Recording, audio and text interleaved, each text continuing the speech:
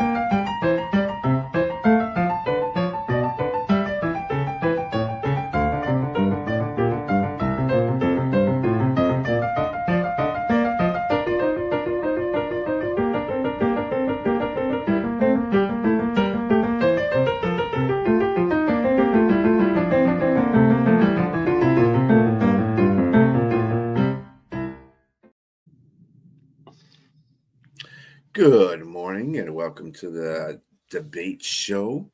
I'm your host, B.A., along with Jack Hirsch and James J. Train Martin. It is October the 18th. Wow, I keep going back to September. But anyway, we have some tantalizing questions for debate today. And we're going to start with our first one. And it's in the college realm. Pretty good question here. Who should Penn State hire as the next full-time coach to replace James Franklin? We'll go with Jack on this one first. Yeah, James Franklin, on balance, he did a good job at Penn State. I want to point out, on balance, if you look at his big body of work, there were all those double-digit victory seasons. He just couldn't get him over the top, and that's the type of society that we live in. People celebrate teams during the regular season. They have their success. But at the end of the day, it's the final chapter. That's all they care about. And if you don't win it all, it reflects on you. They consider that a long drought. And that was James Franklin's problem until the very end when he wasn't even winning the small games. I mean, to lose to Northwestern at home, that was ugly.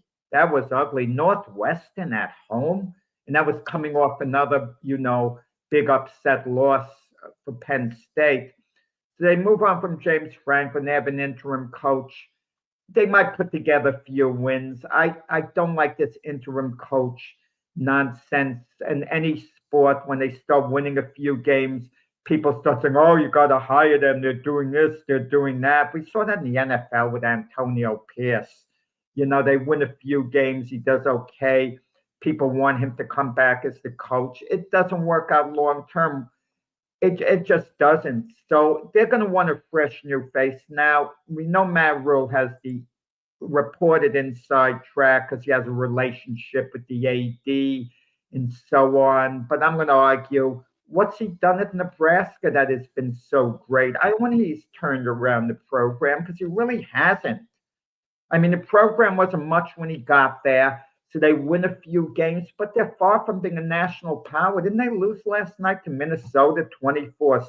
So what's he going to do? Work his wonders at Penn State because he played there. He knows the AD there. He has a link to Penn State to bring back your favorite son. Come on. I mean, I like the idea of a fresh new face if Penn State can get him. If he'd want to make the move, Marcus Freeman, why not? Marcus Freeman is a player coach. He's got a great personality. He's likable. Off the bat, I know if I'm a member of the media, I'm not going to want to lie into Marcus Freeman. He's a good guy. He'll sit down with you. He'll answer your questions. I get the feeling Marcus Freeman's the type of guy that if he was getting out of his car and you're a fan and saw him on the street and wanted to talk to him about football, he would stop and he'd talk a couple of minutes. He's that type of guy. And Matt Rule seems like a good guy as well, seeing him on the Pat McCafferty show. But I like Marcus Freeman, young guy, fresh new face.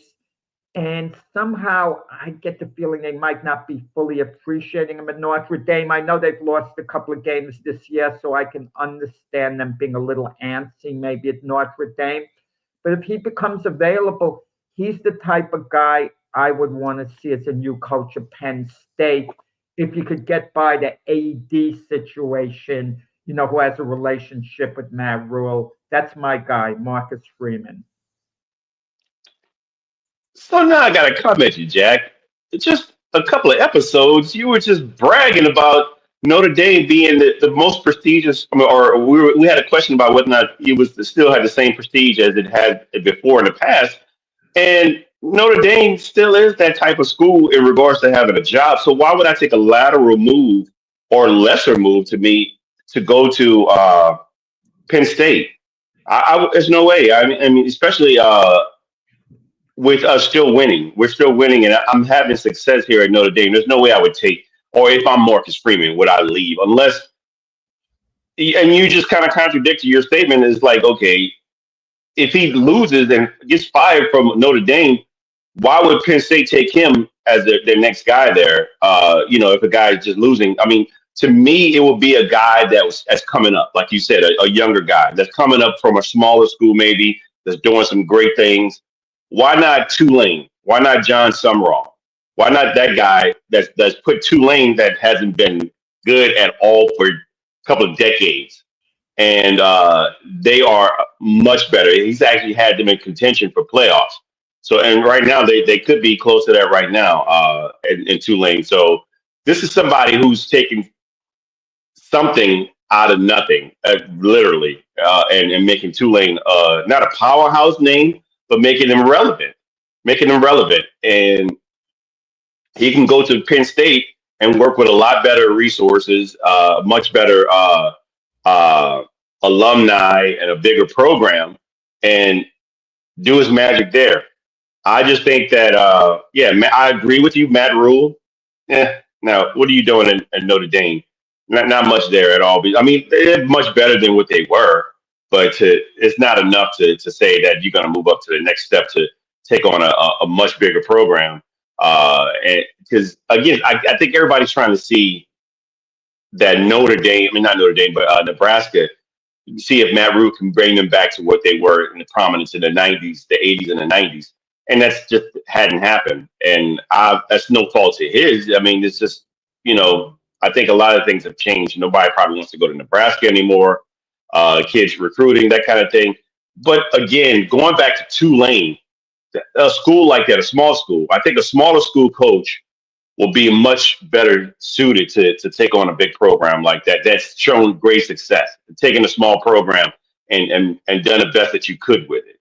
And this, to me, that says a lot more about the coach than anything, because again, decades, I say literal decades, Tulane has not been relevant at all. Maybe the last couple of years they have because of this coach. So I go with John Sumrall. The problem is the presidents of the universities have to take the decision out of the AD's hands. That the AD has his job to do, the coach has his job to do. They can work together. I mean, the AD has to supply the coach with things he needs in the program. But to have the AD pick the coach, you're giving that AD an incredible amount of power. Unless it's the type of new AD that you've hired, like an Andrew Luck, with promises that they would be able to get any coach they want and run the whole, athletic program at the school. I think it's a big mistake. And it's got to be a right fit. And I think at Penn State, just putting in the AD's hands is a mistake. Plus, Penn State is a very appealing job to anyone who has roots on the East Coast. You could take, Greg Schiavano from, Rutgers, offer him the Penn State job, and he might take that job, and he might be the best fit of all, perhaps. I just like these young guys who are players coaches. It doesn't work so much in the NFL. I think it's a little overrated in the NFL, a players coach. But in college, I think it works because these guys in college, these kids, they really look up to the coaches. They revere them more. They won't talk back to them the same way. Uh, so I just like his personality, Marcus Freeman. And I think it blends perfectly on the college level, not on the NFL level. I wouldn't hire him. I don't want to hear his name come up in the future as the Jet coach because it wouldn't work out. But in college, Penn State, yeah, I like the fit. But, you mentioned money. Why would he want to leave Notre Dame? Money's a part of it. Didn't Indiana just sign their coach for like 11.5 million a year at Indiana? Mm-hmm. I mean, who knows? Yeah, Signetti is tied down to Indiana. Signetti, 11.5, approximately 11.5 million a year. I mean, that's more than most NFL coaches are getting paid. Well, I guarantee you Notre Dame's going to tie him down if they get to the playoffs this year. And they're probably, by all intents and purposes, they probably are going to go to the playoffs this year. The first two losses that they had were very tight losses. You don't think they're going to the playoffs? They might lose it. If they lose today, more likely than not, they won't. They're not going to lose to USC. I think they're going to win that game. I think they've right. I think they right the ship. It's iffy. Okay. But yeah, I think Freeman's job is intact at Notre Dame. I think they're going to right the ship. If he rights the ship and they get to the playoffs, I guarantee you another contract is coming his way as well. So it's just about winning. You got to win. And again, those two losses were very close, tight losses, man. It's just Notre Dame is a really good team. It's going to be tough to beat them. I think they have really good defense as well. It's about happiness. Where the coach and more importantly his family are living. Okay, right. That has a bearing. Marcus Freeman has a family. Are they happy where they're living? We have no idea. Maybe they're thrilled and comfortable with the environment. Maybe they would want another environment. It happens. We saw a show like that. Remember that show Arliss that they had a show where one of the players was a free agent and he was leaving the Phillies, and Arliss said he had a deal for him to go to Los Angeles, and then the player's wife gave in with the family. They were all excited about moving to Los Angeles, and then at the last moment, Arliss says he's signing with Milwaukee, and the player's wife is furious. Milwaukee, we're going Milwaukee. That's why I wanted to leave Philadelphia. Yeah, I don't think anybody, pretty much family, wants to live in South Bend. But ultimately, at the end of the day, Marcus Freeman took that job, and knowing what came with it, the responsibility and the prestige that came with that particular job. I just don't think that he would take this particular job, Notre Dame, and go to Penn State. To me, it's like a lateral move. I think if Alabama was open and Freeman wanted that job, then he probably would take that one.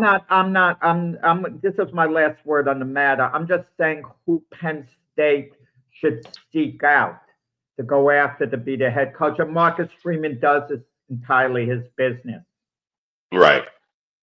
And I think it would have to be an astronomical amount of money. And Notre Dame could not match it. And I doubt that sincerely. Well, what about any Penn State alumni that are in that position to be coaches? I mean, usually that's what schools used to do. They used to go after their alumni to be coaches.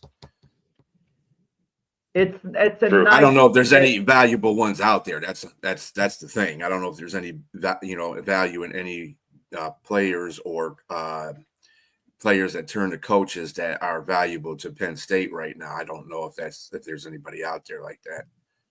But that was Matt Rule, the alumni. Yeah, Matt Rule, yeah. That was the issue. He's the favorite, honestly, out there. But I just don't think it's a good pick. Yeah, that might not be. I mean, Jim Harbaugh, he was obviously a Michigan alumni, and he coached for Michigan. I mean, Jim is probably a different coach than Matt Rule is, obviously. But, I mean, I would go along with that. If it doesn't work out, I mean, it don't work out. I mean, I would believe that Matt Rule would be the guy that they would seek out if he's an alumni. So, whatever. Anyway. Well, I just hope they find a good one that will get that program back into Penn State, take them out of that mediocrity, bad bad because they were supposed to be national. They were supposed to be challenging for the national championship this year. They just fell flat on their face, and that's Yes, coaching. we can all agree that the right decision was made in letting James Franklin go. All righty. Who is the best backup quarterback in the NFL? I'm going to go with you this time, James. Yeah, I just want to say one thing to James. The ground rules of this. It's a backup quarterback could be starting right now, but he is For sure. the backup quarterback. Just because he's starting, he's eligible as long as we know when the starter gets healthy. Yeah, he's going to be back on the bench. Okay. I agree. I picked that up. That's the plan. Okay. For sure. And so, yeah, I would say I'm going to have to go with that was a tough one because there's a lot of people that are out, and I agree. I thought that thoroughly the way you presented this question just now, that's the way I was thinking about it. And there's some guys who are backups right now that are actually playing right now. You know, we're talking about Carson Wentz. We're talking about Mac Jones. But I don't think of them as being the best right now, backup. Right now, the best backup to me, and these is a guy that was a starter before. There's a couple guys like that were previously starters. I'm going to go with Kirk Cousins. I just think Kirk Cousins would be a starter on any team right now that needed a quarterback. I think his cap, the money situation is what's holding him back. If Cleveland, not Cleveland, but if Cincinnati had an opportunity to get a quarterback, they probably called, and I don't know if this is true or not. They probably called Atlanta to see what they can get with Kirk Cousins, but I'm pretty sure the money situation, wasn't a good deal. And so Kirk Cousins to me would be the most viable guy. I mean, he can still play. The last game, that he had, that was a really good game. He threw for over 500 yards against Tampa Bay, and they won that game. Obviously, he was hurt after that, and so that's what really got him in a bad way. And Atlanta the wheels just fell off. But if he's in a good situation with good players, imagine if he went to Cincinnati with those wide receivers and that running back.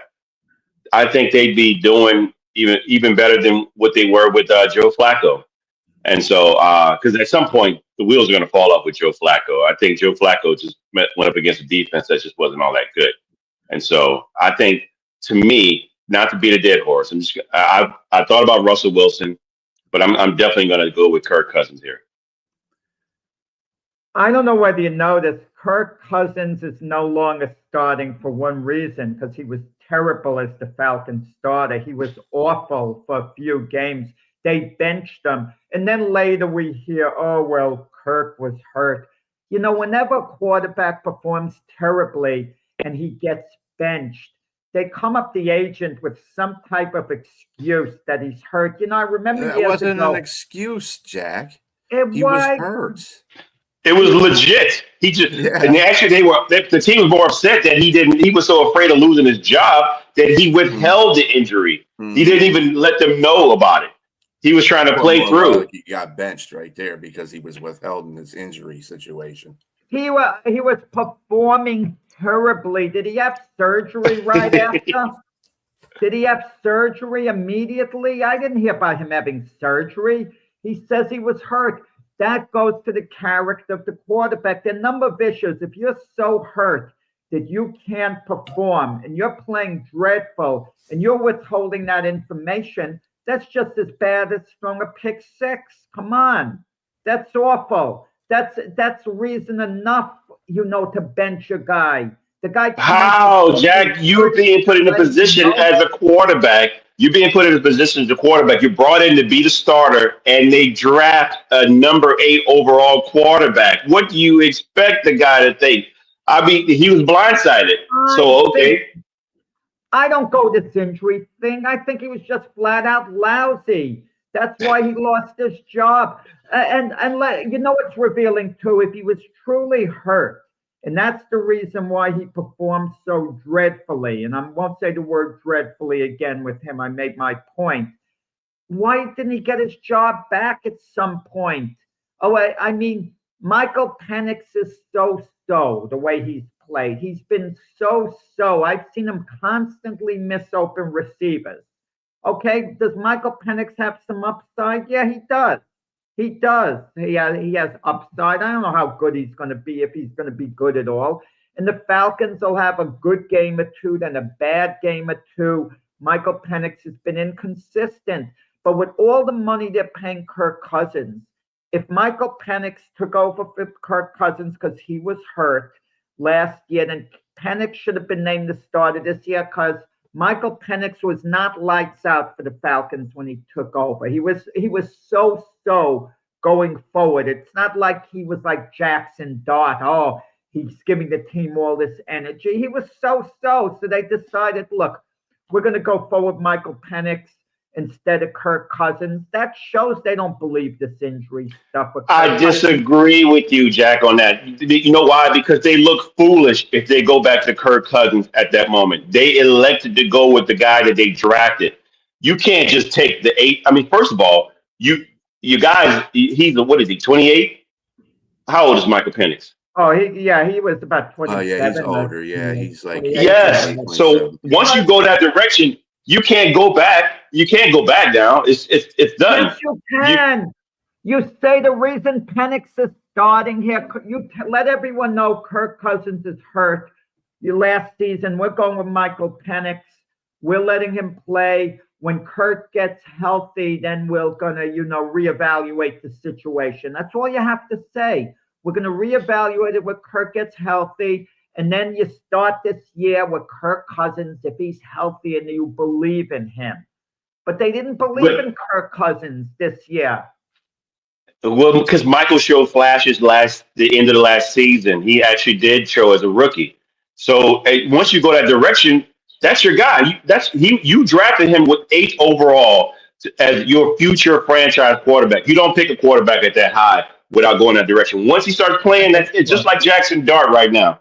He's playing. There's no turning back. There's no going back to Russell. It's what it is. Wilson played lousy. If Russell Wilson had been playing well, he had one good game against the Cowboys, but then nearly everyone... That's better than good game. Against the Cowboy defense. But he had a phenomenal game. Against a lousy defense, but he was tremendous that one game, but he wasn't good 3 of the 4 games. Had Russell Wilson been playing really well, Jackson Dart would still be on the bench, but eventually they would turn to Jackson Dart. We know that. Okay, Jordan Love was held off for 3 years because Aaron Rodgers was playing great. Aaron Rodgers was held off for 3 years because Brett Favre was playing great with the Packers. I understand the way it works, but Kirk Cousins wasn't playing well, whatever the reason. And in his prime, I'll give you this much. If you look at all the backup quarterbacks, and you want to make an argument that in his prime, Kirk Cousins was the best, I wouldn't say I agreed with you, but I see the logic behind that. Because a number of guys in their prime were the best. The guy I think is the best backup right now, okay? And this might throw you a little bit for a loop, would actually be Carson Wentz. Because Carson Wentz has a pedigree where he was outstanding the year the Eagles won the Super Bowl, but then, of course, he got injured. And unlike Kirk Cousins, the Eagles went back to him the following season as Super Bowl champions, even though he wasn't there for the playoffs, because they knew he was their guy.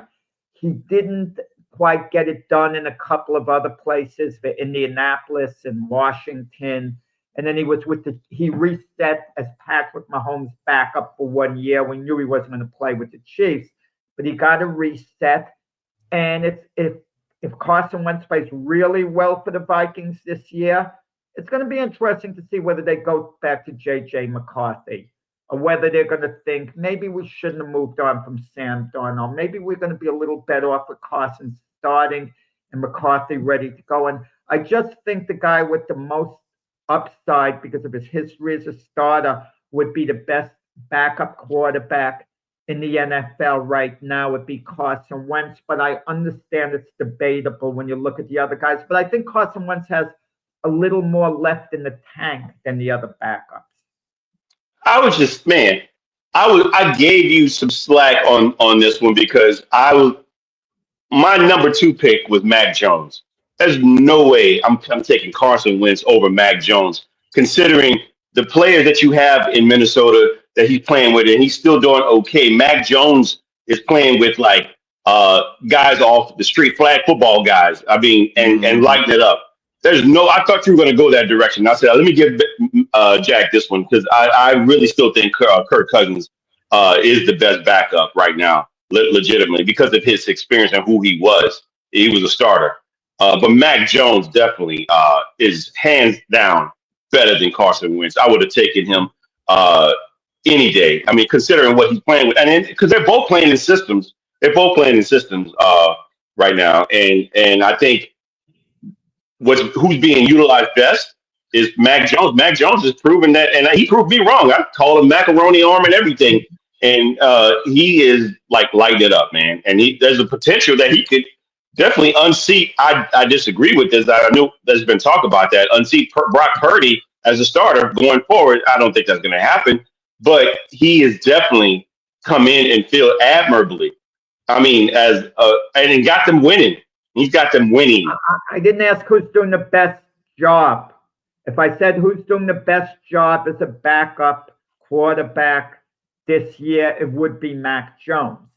But if I'm saying who is the best backup quarterback, who's better, I think Carson Wentz, I would trust him more than Mac Jones to be a franchise quarterback. I would take a flyer on Carson Wentz because his past success was greater than Mac Jones's past success. He's only had one good year, just like Mac Jones. He's only had one good year. That was his rookie year. They both their rookie years were phenomenal. I mean, I would say Carson Wentz had a trajectory before he got hurt of being an MVP with the Eagles. Yes, but other than that, he didn't do much of anything outside of that. And so I would say they're both like, and he got drafted higher. Wasn't he like the number 2, number 3 draft pick overall, something like that? Number 2. Yeah. Number 2. Yeah, and so if anything, Mac Jones got drafted much later. If we had to call anybody a bust, it would definitely be more so be Carson Wentz than Mac Jones. Yeah, this is an intriguing question because there's so many backup quarterbacks, and there are a number of them who are not playing now, who at some point might get an opportunity and burst out and be really good. Like all our talk with Shedeur Sanders. What about Quinn Ewers? No one even mentions his name anymore. Is he going to have a career as an NFL quarterback? Then, of course, I don't think Brian is qualified to give a summary because he was so high on Hendon Hooker. That was Brian's guy, Hendon Hooker. Excuse me, I wasn't high on Hendon Hooker. Okay, that was the Lions that were high on Hendon Hooker. But anyway, to the point of Kirk Cousins, first of all, Kirk Cousins was put into a situation that was not ideal.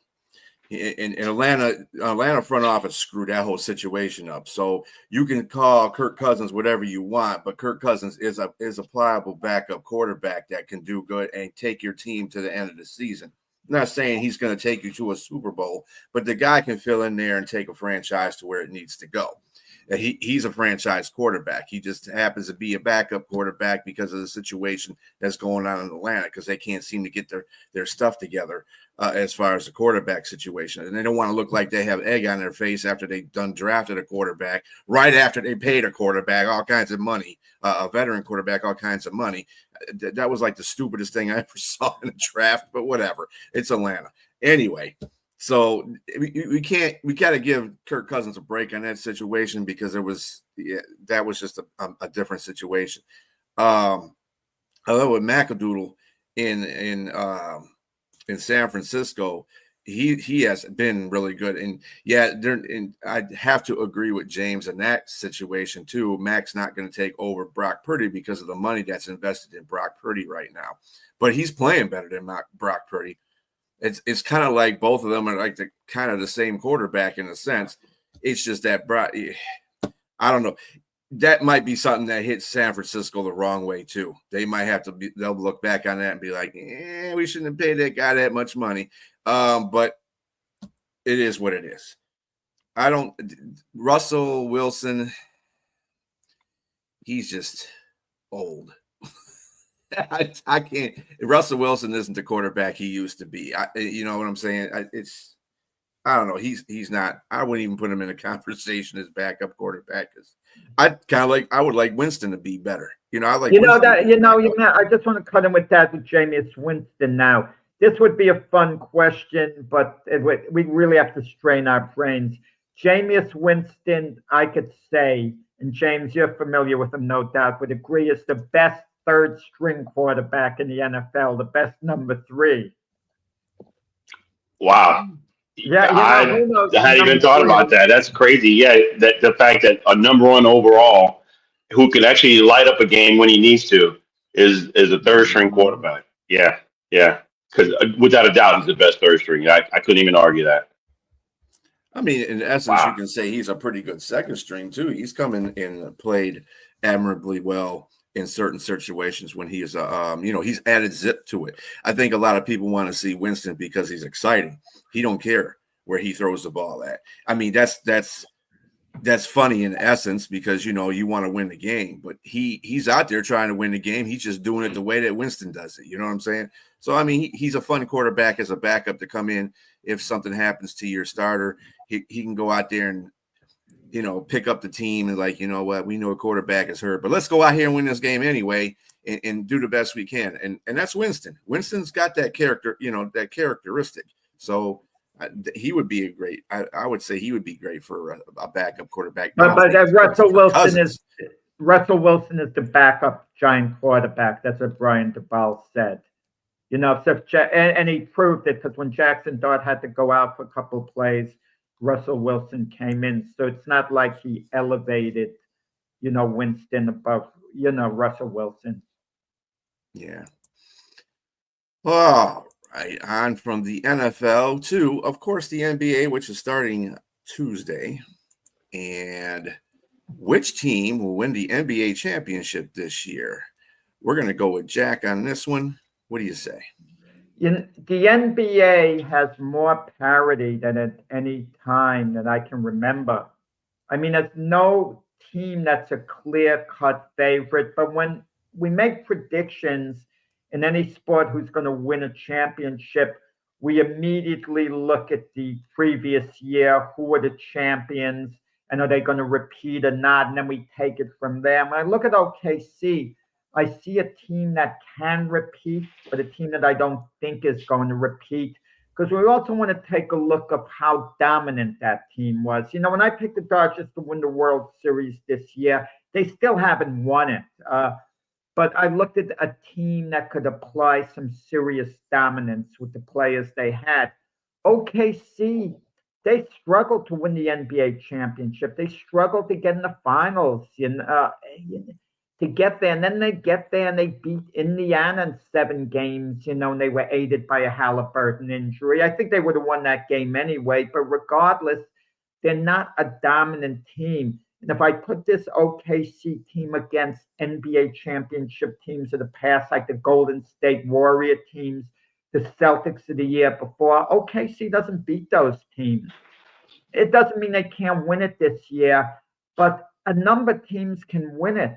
I'm going to go with a bit of a wild card here, and it shouldn't be a shock. They're going to have to stay healthy, but that applies for any team. I'm going to go with the Dallas Mavericks to actually pull it off and win the NBA championship. And I know it's a bold pick, and it's going to be based in large part on Anthony Davis staying healthy and being there throughout the whole playoffs. Because if AD's hurt, forget it. Throw it out the window. No chances it's going to happen.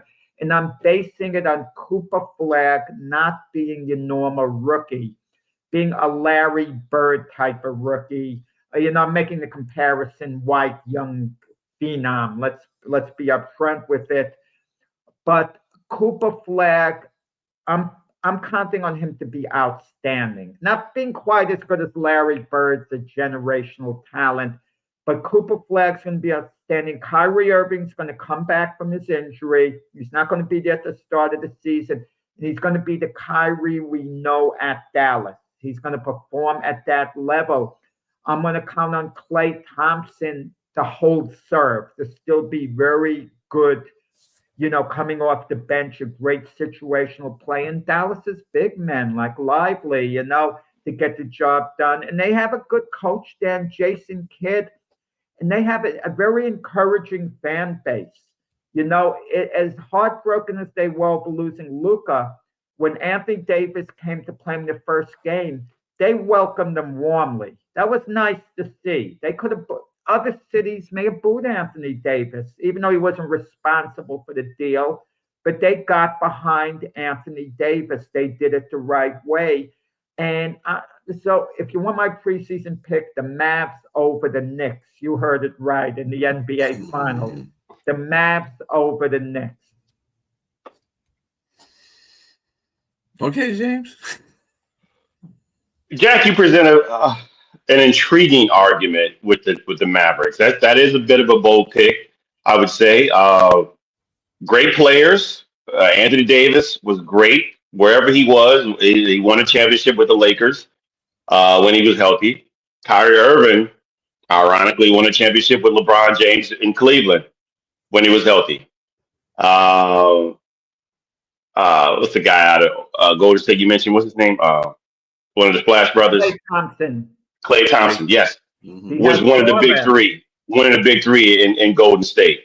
But then again, all three of these guys, which you mentioned saying that big if is they can stay healthy, have extreme injury history. The worst that you can think of. These guys, I don't know. Anthony Davis is not really extreme. They call him street clothes for a reason, because he's in more street clothes than he is in the basketball uniform. The problem is you got all these guys together, and of course you got Cooper Flag, who I think is going to be a great rookie. I think he's probably more than likely going to be rookie of the year. If these guys can stay healthy, then I give you that opportunity to say, okay, fine, they have an opportunity to get there. But that's just with anybody. LeBron James and Luka and their team, they have as good a shot as any of these other teams. I think Denver, it depends on how their coaching is. The Denver still might have an opportunity to get there. And we're talking about just the West. And the East, the Knicks, same team, different coach. It's a possibility. I don't know, but Mike Brown never really, outside of going with LeBron James to the finals, he never really did anything to get pretty far in the playoffs. His coach of the year, Mike Brown, with Sacramento. And that's fine, but what do you do with that? We could say the same thing where Doc Rivers has had some great teams and won one championship with the Celtics, and that's pretty much it. I just don't. If it smells like a duck, or if it quacks like a duck, usually it's a duck. And I think Mike Brown's a duck, and so I just think that I would pick who I'm going to pick is what you said earlier. Potential repeat. I got OKC. I just don't think there's nobody. They're young. They got a core nucleus with SGA, Shai Gilgeous-Alexander, Jalen Williams, and Chet Holmgren, who's getting better as his position. And then you got Alex Caruso, gritty, 3-point shooter, 3-and-D. He gives you good defense, and he gives you a 3-point shot. I just don't think that there's anybody in the West that can contend with that. And they're only going to get better, Jack, because they're young. They're young. That's what matters. That's what, to me, it kind of reminds me of Golden State. It just Golden State when they were young, man. They were just fresh, and they LeBron was their nemesis, but LeBron, man, and they're well coached too. That's another thing, being well coached. The only teams that I would give a shot to, and it's in the West, is Houston. I'm going to give a slight second team to Houston with KD. If KD, I think this is his last-ditch effort to try to get a championship. They have really good defense with that team. I love the coach there. Ime Udoka plays anywhere he goes, seems to show gritty defense. And so if KD that plus KD, they have potential. But I'm still going with OKC. I think OKC is just they're set with what they have, and they have a great potential to repeat. You know, some of these coaches and some of these organizations, they live in the past. Udoka, when he was on the Brooklyn Nets coaching staff, Kevin Durant was there. So he's living in the past as if the Phoenix Suns never happened with Durant. He could Kevin Durant could come and do for us what he did for Golden State, you know, be the missing piece. It was a disaster at Phoenix with Durant. And you're right, everyone has to be healthy. Look, the Clippers with Kawhi Leonard was out constantly. We thought they were a threat. The Philadelphia 76ers, what happens if Embiid and Paul George are completely healthy and combining with Maxey? They're going to make some noise if that were the case. Yeah, I mean, everyone virtually has that issue. Boston, yeah. 1 year ago, Boston was a lock to at least get to the finals. I mean, there was no one close to them even. And look what happened. And even if they didn't have those injuries, they may have lost to the Knicks, you know, still. That's the ironic part about it, because by the time Tatum went out, the Knicks had the upper hand in the series. I agree. But I'm still going with OKC. I think OKC is going to repeat. But I know it's the ifs, but if Anthony Davis is healthy, he's a monster if he's healthy. He's great if he's healthy. Gigantic. And and if Cooper Flag turns out to be a phenom, he's going to make a major impact immediately. And you know how great Kyrie can be, okay, as well. And they have to bench the pieces on top of it. Yeah, but it's big ifs. I agree with you completely. Big ifs. You mentioned the Lakers. LeBron and Luka together. Luka's never going to be a great defender. You know, he'll do it for a little while. It's just not in his nature. And LeBron doesn't defend anymore. I mean, he picks and chooses where he defends. I mean, because he saves his energy for offense. And so, I agree that I don't think I just put their name out there because I think, you know, LeBron, this is probably his last year and his last ditch effort to try to get something, so that he'll probably play a lot harder than he would have, but he's already hurt out the gate. And so, you know, with sciatica, that does it. If you have a sciatica, that's not a good issue. I mean, that's back. That's probably going to go all season. So we'll see how that goes. I almost sincerely doubt it. Like I said, it's probably his last year. But yeah, I don't see anybody in the West, and I don't see the East. If we're talking about winning the championship, I don't see anybody in the East winning it. Somebody's got to get there. Well, my last word on it, if you want a little bit of a long shot, the Orlando Magic, perhaps a little bit of a long shot. I wouldn't say they're a bit of a long shot. I think they're going to be right in the thick of the things in the East. As is the Pistons too. I agree. Yeah, like four teams, I think, that really have a legitimate shot to get into the Eastern Conference Finals, and that would probably be the Pistons, the Knicks, Orlando, and Cleveland. Atlanta, actually. Atlanta is looking pretty good this year, too. It's another one. This is all obviously before we even start the season off. So, yeah, predictions are going to be weird. And halfway through the season, we're going to be like, why the hell did I pick that team? But with OKC, like James said, I'm this kind of person. I go with the champion first until the champion proves me that they can't beat a champion. So OKC, I think, can get back there again. And to James, yeah, they're a young team. And you might think, well, Indiana took them, and that was when they were a young team. Just think of the years that progress. If they keep those same players, they're going to be an awesome team in the next, 2 or 3. I mean, there's going to be really nobody that's going to be able to contend against them. Lakers are, I'm sorry, they might get in the playoffs. They might sneak in the playoffs, back in the playoffs, but they're not. The Lakers are just through right now. I just don't have any faith in them at all. Golden State's getting old too. They're another team that's getting old. I think they'll sneak into the playoffs too, some way, somehow, because you got Steph Curry, and they got Al Horford. They'll be good. They'll be good. Golden State this year.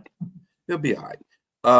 And I like the Houston pick. The Houston pick is good. Dallas is another good team that you got to look at. And Dallas, they definitely need to win some games. They need to get in the playoffs because that whole management system there let the fans down by trading Luka in the first place. That wasn't a good look for them. So they need to get something. Hey, we got this guy in the first round. He's taking us to the playoffs. He's taking us to the promised land. That'll calm the fans down. Because, the fans in Dallas have already dealing with too much that trade and then Micah Parsons. They're all over the place right now. They don't even know what's going on. So well, I can tell you what's the storyline, and this is one about the NBA championship, the Pelicans with Joe Dumars trading away the number one draft pick unprotected to the Hawks this year to get Derek Queen. If that doesn't work out, if Queen isn't working out and Zion is again off and on, and the Pelicans have a lottery pick and Atlanta gets it and they get an impact player, that's going to sting for years to come. Mm-hmm. Yeah. And, I mean, in a way, we forgot about the Spurs. Spurs are kind of quiet. They're going to do a good job too. Yeah, I agree with that. I agree with that. The Spurs, definitely. They're a year away from contending for the NBA title. About 1 year. And the kid grew 2 inches. He's now 7'5" now, or something like that. He was 7'3". He grew 2 inches. But this Spurs team is going to win an NBA title, in the next 2-3 years, I think. Yeah, I mean, with the Spurs, obviously, Pop's not there anymore. Yeah. I think that's the only thing that's going to hold him back just a little bit because it's not the same coach. And the coach is different, obviously. So that might save him another year, probably. You're right, Jack. Probably give him a couple years. They'll probably back in contention. I don't know if they're going to win a championship, but they'll be definitely in contention because that's a good young team. It's structured correctly. That's one thing about San Antonio's front office. They know how to put together a team. It's just the coaching that I have a problem. I worry about it. Not that they have a problem, but I kind of worry about it. I know it's Pop's hand-picked guy, but I don't know, man. It's just something. It's the magic of a coach. You have a coach like Pop. I'd be more concerned with Dylan Harper, who they picked, so high in the draft. If he's an impact player, that makes all the difference. And Jack, you mentioned that New Orleans is a big if as well. I mean, Zion, I think he might be on Ozempic because he lost a lot of weight. Have you seen him lately?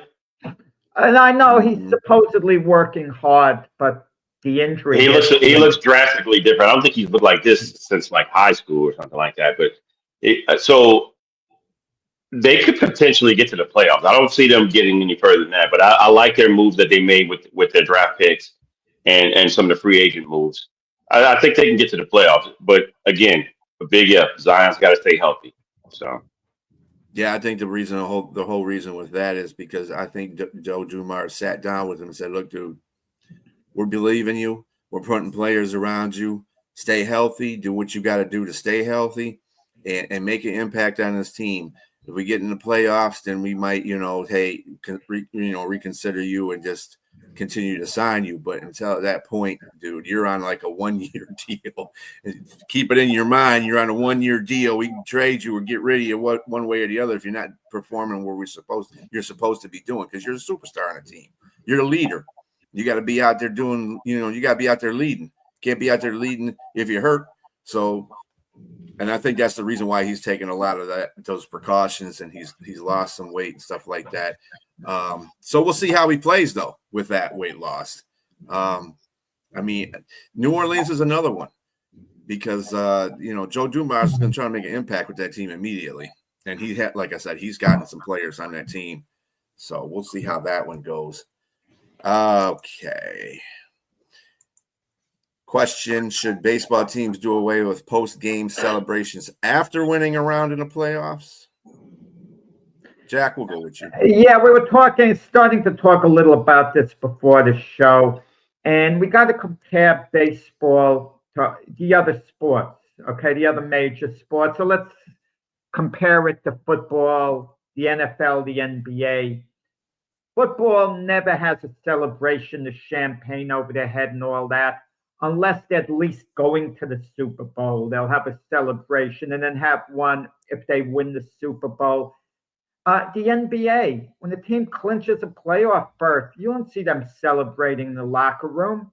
There might be a couple of slaps on the back. Okay, guys, we got our work ahead of us. After every playoff round, you don't see them celebrating in the locker room, going crazy, like having a party type atmosphere. Yeah, they might hug one another, might clap, might, be giddy about it. That's fine. But in baseball, when they clinch a playoff berth or win one round in the series as a wild card team, they're pouring champagne over their head like they won it all. It's a whole big celebration.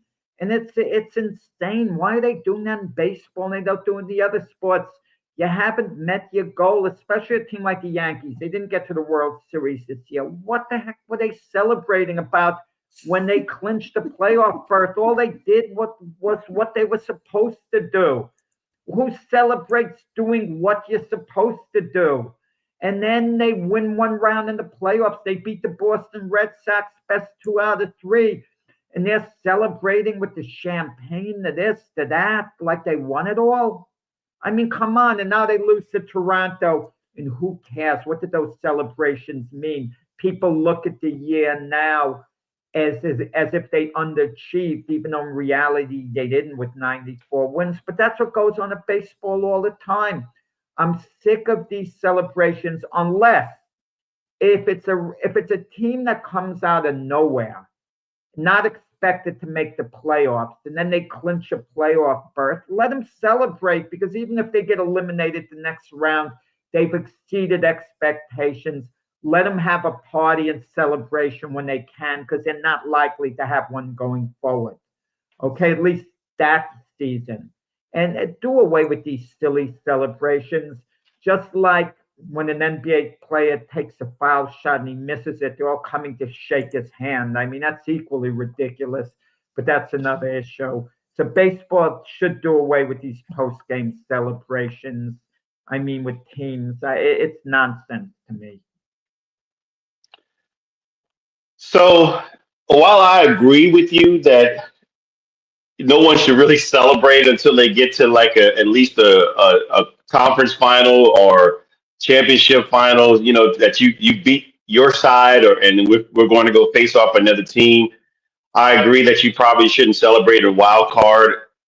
I look at baseball; it's more of a tradition. Teams, the playoffs weren't always like the way they are now, and so it was rare for teams to get to where they were. And like you just said, a team that wasn't projected to get anywhere that finally gets somewhere, and they go on a Cinderella run, and then maybe they get ousted, in the second round or something like that, but they celebrate because they weren't supposed to be there. I don't have a problem with that. And nor do I have a problem with them.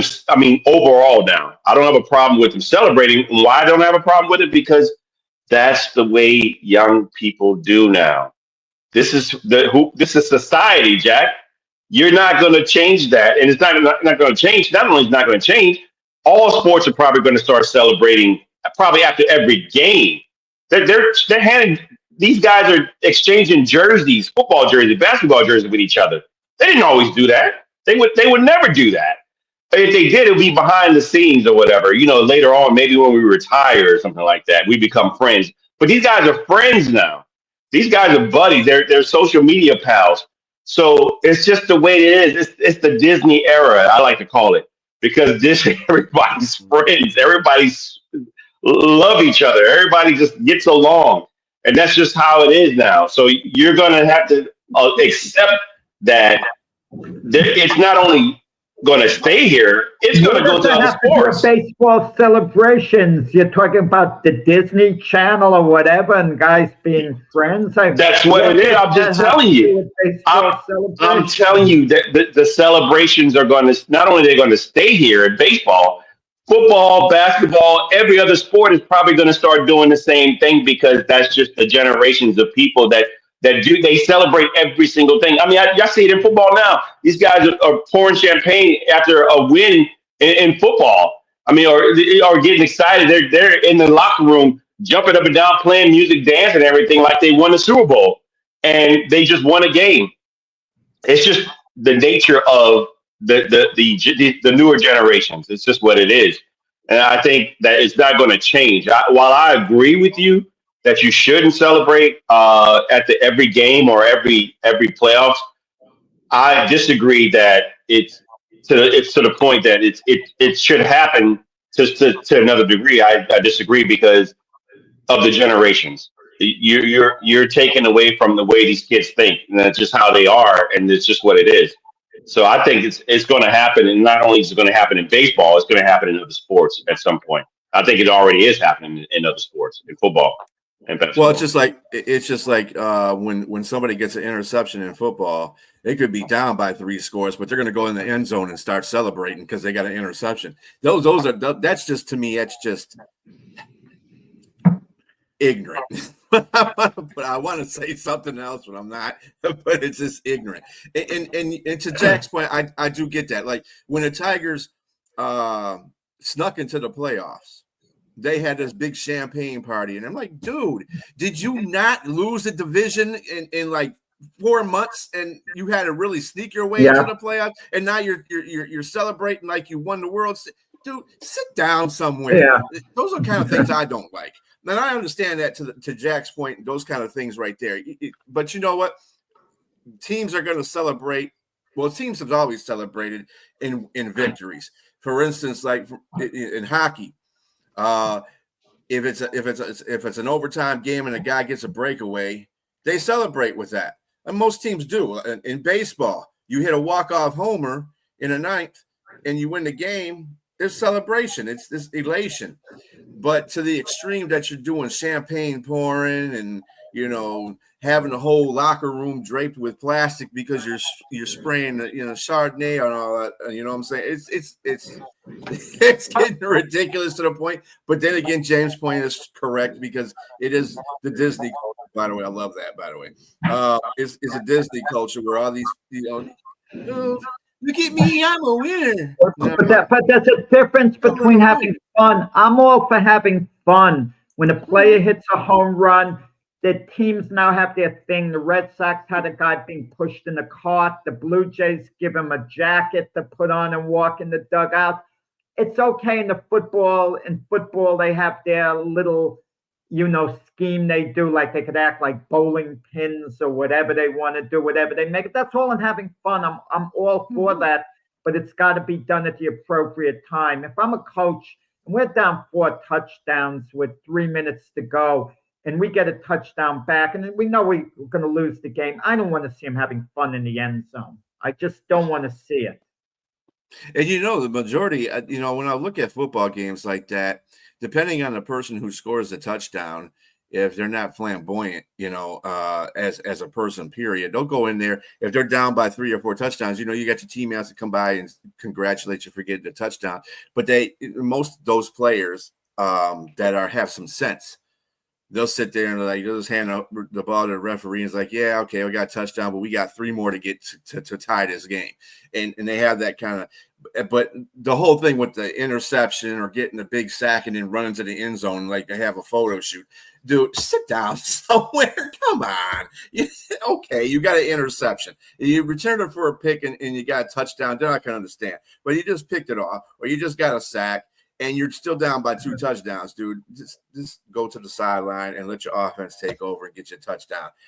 That whole stuff is getting on my nerve. I don't like that stuff at all. If I was a defensive coordinator, I'd be like, put back to the sideline. Just remark quick. Jadeveon Clowney last year, he got a sack. It was meaningless, but he was picking up his bonus of a couple of $100,000, and he was celebrating. That's fine. He was getting his money, so we were all humored by that. Yeah, that's a personal victory. So, I guess that's allowable to a point. because he picked up his bonus for it. And then there's times when there's players that pick up bonuses during the game, and you see the teammates coming over there and congratulating them, celebrating you because hey, you got your bank, so that's cool, and that's cool. But like I said, some of these celebrations has got to be toned down a little bit. But again, this is society that we live in right now. Anyway, great questions by all. We are going to leave you today. Remember, there's a lot of college football to watch today. Tomorrow is, of course, the NFL. And we will be on at the Big Football Show at 8 a.m. to 10. And then catch Jack and Keith on Monday at 8 a.m. And then at 7 p.m. for Jack and Frank and the Gloved Fist. Everybody have a great weekend. Talk to you later.